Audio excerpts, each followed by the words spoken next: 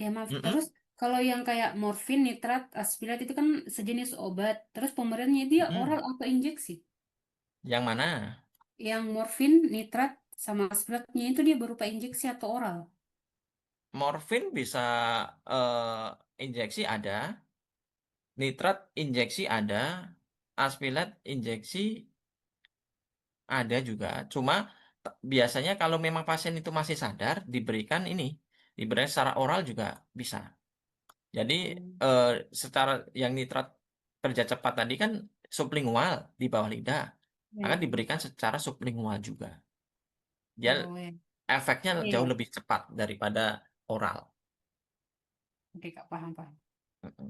Oke, coba ini saya kasih gambaran terkait ini ya apa namanya kondisi PCI ya itu bagaimana sih biar teman-teman ada gambaran pasang ring jantung itu seperti apa.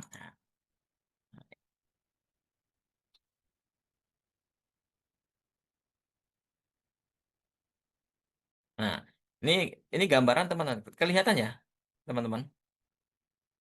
Kelihatan, Kak. Kelihatan, Kak.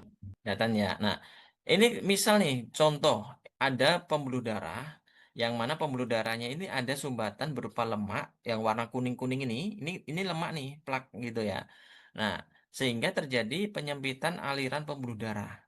Nah, kemudian yang tengah ini, yang tengah warna abu-abu ini adalah prosedur PCI. Jadi PCI itu semacam memasukkan apa ya?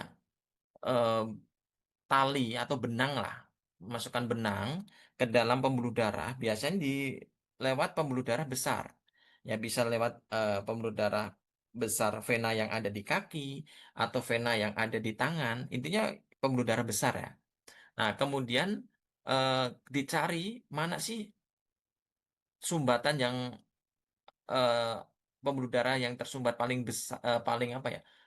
Paling parah itu di mana? Nah, kalau sudah ketemu si benangnya tadi, nah si benangnya ini, nah dia bisa menggelembung seperti balon. Nah, kemudian yang seperti jaring-jaring ini, ya itu eh, dia nanti akan tertinggal di pembuluh darah.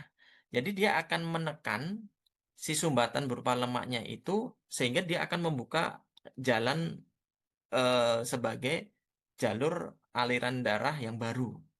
Nah, nah ini kan dia akan tertinggal kan.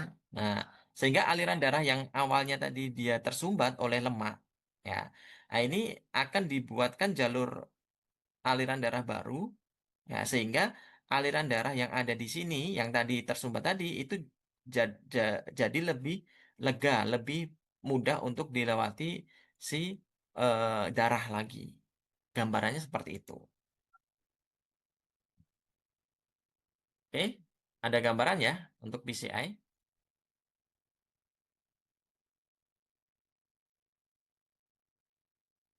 Oke, saya lanjut dulu nih, ya. Kak, boleh Nah, ini tanya, Kak. boleh boleh silakan. Apa? Pertanyaan singkat aja tadi soalnya sempat kendala sinyal jadi nggak jelas itu untuk yang statin itu Mm-mm. harus diberi atau enggak? Itu kan statin obat Dan anti kolesterol ya. kolesterol. Mm-mm. Ya, terus untuk terapi yang ke bawah itu terapi kombinasi atau pilihan gitu, Kak. Dipilih salah satu gitu. Statin, antiplatelet atau yang bawahnya gitu tergantung penyakit penyertanya gitu. Oke, statin ini wajib harus diberikan ya pada faktor resiko apapun itu.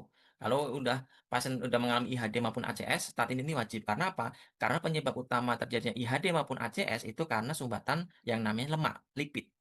Nah, kalau sudah mengalami IHD maupun ACS, maka kita harus mengontrol jangka panjangnya biar tidak lagi terjadi sumbatan berupa lemak ataupun lipid, ya. Ataupun kalaupun sudah terjadi sumbatan, kalau bisa jangan semakin parah nih sumbatannya. Maka harus diberikan statin yang high intensity. Nah, ini wajib. Nah, kemudian antiplatelet ini juga wajib. Ya, karena apa? Karena kalau sudah terjadi sumbatan, maka aliran darah menuju jantungnya akan lebih kecil, menyempit. Maka yang bisa kita upayakan yang paling mudah adalah dengan menurunkan viskositas dari darah, yaitu dengan pemberian pengencer darah. Ya. Yang diberikan itu antiplatelet. Ya, antiplatelet. Secara jangka panjang antiplatelet ini lebih aman daripada antikoagulan. Karena antikoagulan itu indeks terapinya sempit. Ya. Nah, antiplatelet ini bisa diberikan secara monoterapi. Biasanya monoterapi itu aspirin, ya, atau asetosal, atau kombinasi terapi antara aspirin dengan golongan ADP antagonis. Nah, ADP antagonis itu contohnya salah satunya adalah clopidogrel yang paling sering, ya. Kemudian beta blocker ataupun CCB, nah ini kondisional.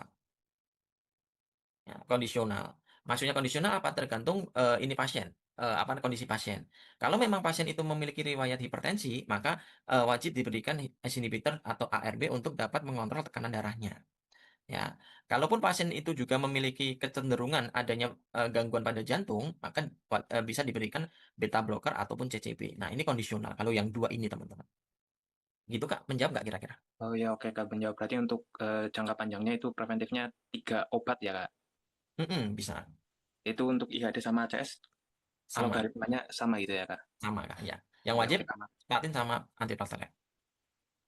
Ya oke Kak, makasih Kak. Yang wajib 2, terus yang ketiga itu kondisional gitu ya Kak? Kondisional. Betul Kak. Makasih Kak. Oke, sama-sama. Kak, izin konfirmasi boleh? Takutnya Boleh, salah silahkan. penangkapan. Mm-mm. Berarti kalau untuk di IHD itu selain statin sama antiplatelet itu dikombinasiin sama buat yang terapi untuk mengontrolnya gitu ya Kak? Atau gimana? Sebentar. Terapi mengontrolnya yang kakak maksud yang mana? Yang ini, yang yang beta blocker sama CCB, Mm-mm. terus yang beta blocker sama DHP CCB itu nanti ditambah statin sama antiplatelet juga gitu. Nah, itu beda kondisi Kak. Kalau yang saya kasih garis saja biar ini. Nah,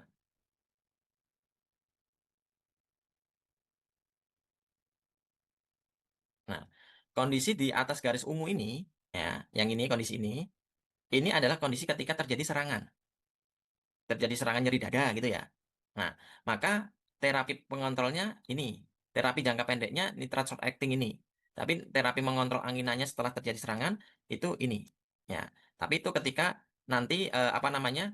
Secara jangka panjang juga akan diberikan ini juga kan. Ya, tergantung kondisi pasiennya, ya. Dia masuk di langkah 1 atau langkah 2 atau langkah 3 sesuai dengan kondisi yang ini tadi, ya. Nah, kemudian untuk terapi di luar kondisi ini, di luar kondisi serangan, ya, pastikah ada beberapa faktor yang dapat menyebabkan atau memicu terjadinya serangan susulan atau serangan ulang. Nah, apa saja itu? Yang pertama, terjadinya penumpukan lipid atau lemak yang semakin parah, maka harus dihindari dengan memakai statin, ya. Kemudian yang kedua, kita turunkan viskositas dari darah biar alirannya semakin lancar. Nah, untuk yang ini, BB atau CCB ini kan sudah masuk ke sini ya. Nah, ini berarti kalau memang pasien itu menggunakan beta blocker atau CCB secara monoterapi atau kombinasi ya, ini menyesuaikan aja. Nah, tinggal yang S inhibitor atau ARB dan SGLT2 ini itu kondisional ketika pasien mengalami hipertensi ataupun ada komorbid DM atau tidak. Gitu, Kak. Paham nggak, Kak? Jadi Mana? dikombinasi gitu ya Kak, statin sama ininya. Ya, kalau statin sama itunya kombinasi, Kak. Secara Oke. untuk jangka panjangnya, untuk Ya. menghindari terjadinya serangan lagi. Jadi buat jangka panjangnya beta blocker tetap dimakan sama statin gitu sama antiplatelet juga. Betul. Oke Kak, ngerti, makasih. Sama-sama. Ada lagi yang mau Kak, memastikan? Mm-mm. tadi yang untuk Mm-mm. kondisi jantung itu pakainya beta blocker sama CCB gitu ya Kak? Itu maksud dari kondisi jantung itu maksudnya gimana Kak? Kalau ini kan sumbatan ke jantung gitu kan Kak?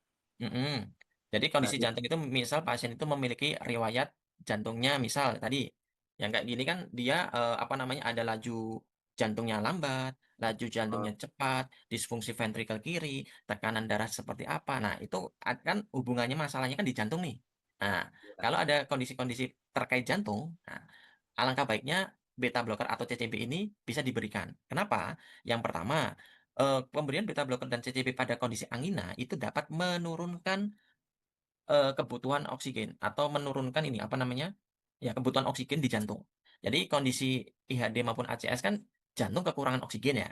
Nah, kita berikan terapi, salah duanya adalah beta blocker dan CCB, yang mana selain dia dapat digunakan untuk terapi dari